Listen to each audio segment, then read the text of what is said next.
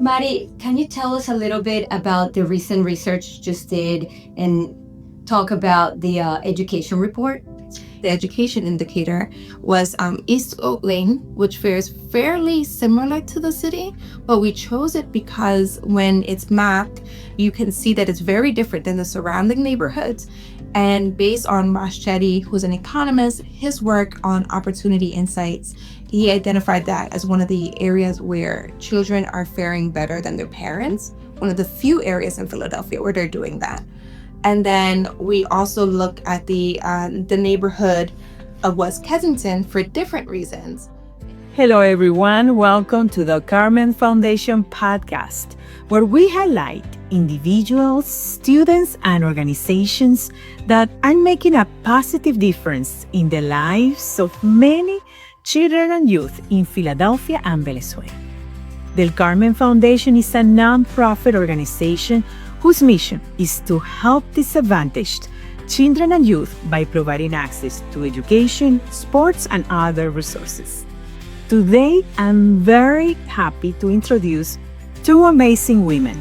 Carolina Golderer from our foundation will be leading today's conversation. And joining her is Mari Gonzalez from the Pew Charitable Trusts, an organization that plays an important role in strengthening communities through research and advocacy. Mari will share with us valuable information about her research in Philadelphia and how it reflects opportunities and challenges in our city. Thank you for joining us, and let's begin this inspiring conversation.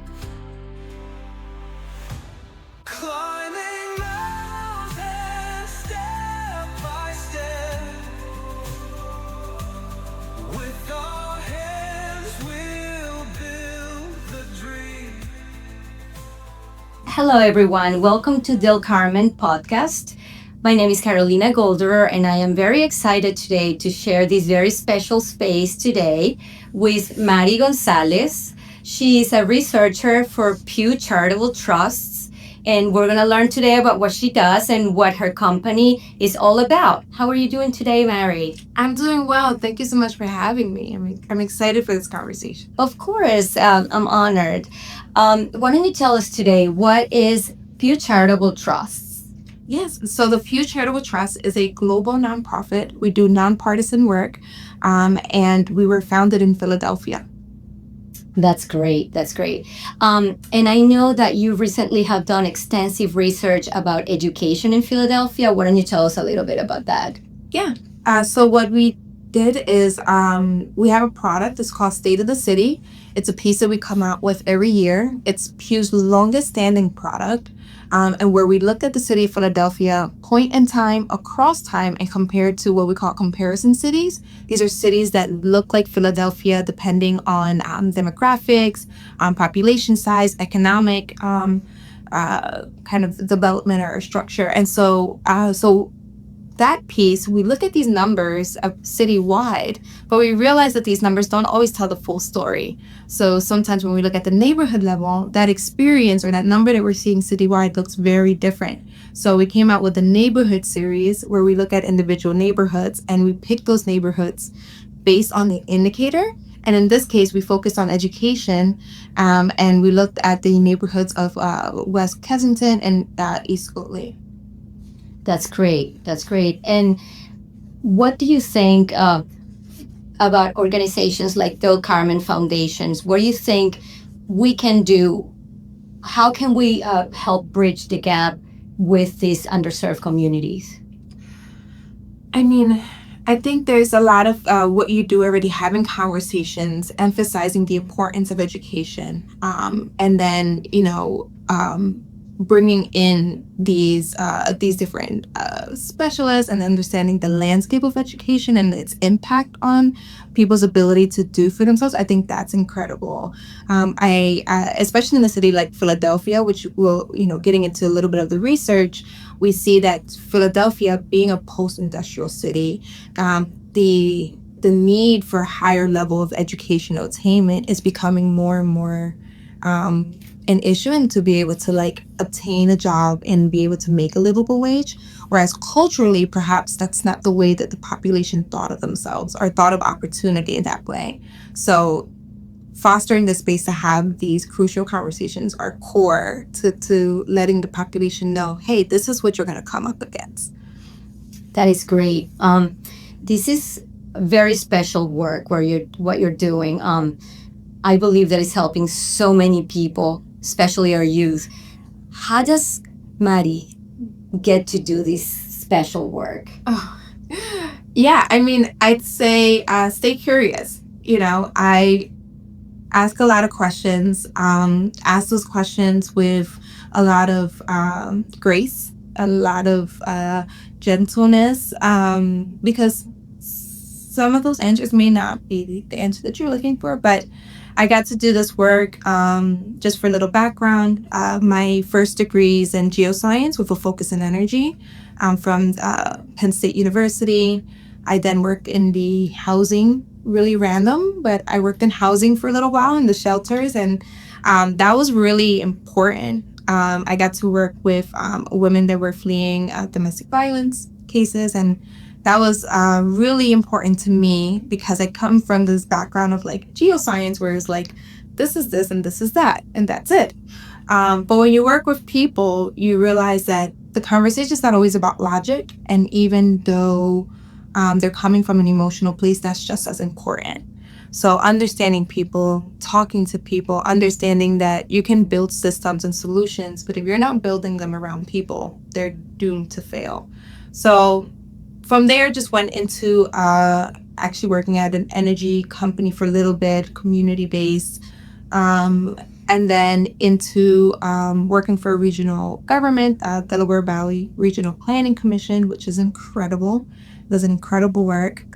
They serve the 9th County region, and I got really curious there. Coming back to curiosity, seeing the different maps, seeing the different data, seeing the different stakeholders have these conversations. And you had stakeholders that had different missions, but they were all really important.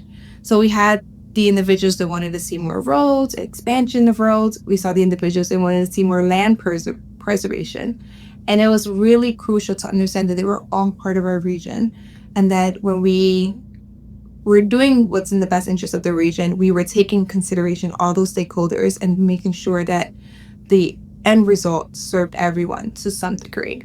And that's where I got into mapping, and I got a master's in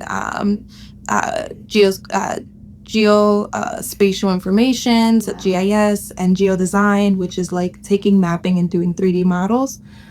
So I got into that there, and that's how I ended up in this work. I just staying curious, asking questions, and really, really loving our region and loving our city, and wanting for people to have the best circumstances to be able to reach those best versions of themselves. That's so inspiring, and it makes me very proud that it's all coming from a woman like you. I also know that you speak Spanish. What's your ethnic background? Yeah.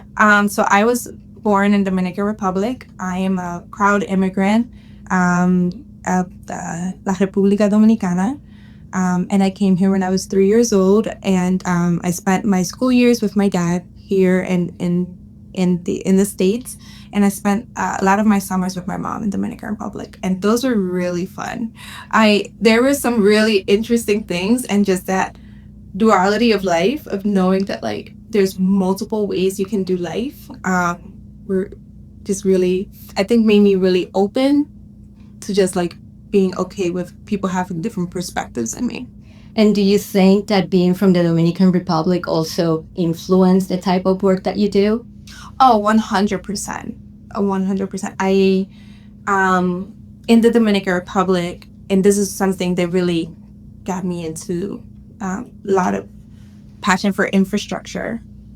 So in the Dominican Republic, my father's side of the family, I would say, they weren't well off, but my father's side of the family, my uncle's the town judge. He helped create the municipality. Like, they were very well kind of connected for that part of our town. But my mother's side of the family, she lived in an area where it didn't have roads, and for many years, only until like 5, 7 years ago, they didn't have roads. So for me to come here, one of the reasons or the motives of me coming here to the United States was that my grandmother and my mother had a hard conversation about their ability to give me something better. And they wanted better for themselves and they fought for better for themselves. But because the town that they live in was disconnected physically from the economic centers, did not have a school, only had a church, they understood that my better chances were here. And so I actually did a map of the Dominican Republic that looks at road connectivity and economic mobility. So it looks at where there's areas that people have more disposable income. And it so happens to be where there are higher concentrations of roads and where those road types are local roads, the kind of roads that you see a store on, the kind of roads that you see someone put up a small business, that connectivity is important. And that still makes me think about what do people have access to and how does that shape their circumstances? It's crucial, definitely. Well, your mom and grandmother should be very proud of you. Mari, can you tell me a little bit about your bilingual upbringing? Yeah, absolutely. So I came here, as I mentioned, when I was 3 years old, but I really didn't learn English until I was 8. And so I was in school, and my dad didn't really know how to navigate the school system. So I was going from class to class. He was taking me into English, putting me to Spanish, putting me from Spanish to English, and it was really hard for him. And I now have so much empathy for his experience as a parent myself, that not knowing how to navigate the school system, because he didn't know English himself, right? And so it was really difficult for him. But so I learned English every day. My mom, I have 2 moms. I have my mom that raised me, and my mom that birthed me, and so my second person's my mom that raised me. She put a chalkboard in the living room, and she was like, "You're gonna learn English," and she put me in all English classes, and she said, "Don't bring a bad grade. I don't know how you're gonna do it, but you're gonna figure it out." And so I was like, well, I'm not bringing home bad grade. She means business. So she put a chalkboard, and she would also like make these packets of like, I don't know how, because I mean, she did an incredible job at work. She was working in the medical field, and everything was always very organized, polished. But somehow she found the 25th hour of the day to make English packets for me. So I would go home, I would do my homework, and then I would do her homework. And that's how I was to learn English. But I was just talking to a friend about this. I was like, when I speak Spanish, even if it's with an accent, because so many of my friends speak English mainly, there's just something different about it. And when I sing in Spanish, it just calls me back to who I am in my core. And there's just, I think of my grandmother speaking to me. I think of my aunts speaking to me. And there's just such a love intertwined in Spanish. And for me, I speak English because that's how I need to navigate the world. But I speak Spanish because it pulls me back to who I am. And so with both my parents, my biological parents, not speaking English, I was still able to retain a lot of the language, but something I hope to improve in. That's very beautiful. So Spanish is the language of your soul. I can relate so much being an immigrant. I learned how to speak English when I was way older, and my thing is that I will always have an accent, but I'm very proud of it. Yeah, and the Carmen Foundation is very important for us to see kids being able to learn English while also keeping their Spanish. We're working on that, and we're hoping that we can make a big impact in the community with that, in that aspect. Absolutely. And I feel that people speak different languages. They can also problem solve differently because different languages are structured differently. And so you're looking your relationship between the things, or the problem you're trying to solve, you're looking at it from another lens, even if you do not realize it. So I think having the Spanish, it's French, it's Portuguese, if you have another language, leaning into that, I think helps problem solve, and I think it makes our lives richer. Absolutely, absolutely. Life, it's a lot more exciting when you can speak more than one language. It's a beautiful thing. Yeah. Mari, can you tell us a little bit about the recent research you just did and talk about the education report? Yeah, absolutely. So what we see when we were working on State to City, what we saw is that Philadelphians age 25 or older, a greater share of them are achieving higher levels of education and attainment, particularly bachelor's degree or higher. So we see in the last 10 years, we see that figure go from about 25% to about 36%. And as we looked at that number doesn't tell us the full story. So we see that varies across the neighborhoods. So the two neighborhoods that we chose based on that, on this indicator, the education indicator, was East Oak Lane, which fares fairly similar to the city, but we chose it because when it's mapped, you can see that it's very different than the surrounding neighborhoods. And based on Raschetti, who's an economist, his work on opportunity insights, he identified that as one of the areas where children are faring better than their parents, one of the few areas in Philadelphia where they're doing that. And then we also look at the neighborhood of West Kensington for different reasons. In West Kensington, we see that about 28% of the population 25 and older have at least a high school degree, whereas in the city, that's about 13%. So we see that number more than double for West Kensington. So we want to kind of understand where these differences are and what are some of the effects of these differences in those neighborhoods. That is such an incredible work. Now, can you tell us how all this work impacts our community? Is there, are they tools developed? How does this impact the community? Yeah, I mean, we see Philadelphia doing better. And we see government and people making decisions that in this report, we didn't quantify what the exact impact of those decisions, but we know that Philadelphia created new graduation pathways, and we see graduation increasing. And even in the neighborhood of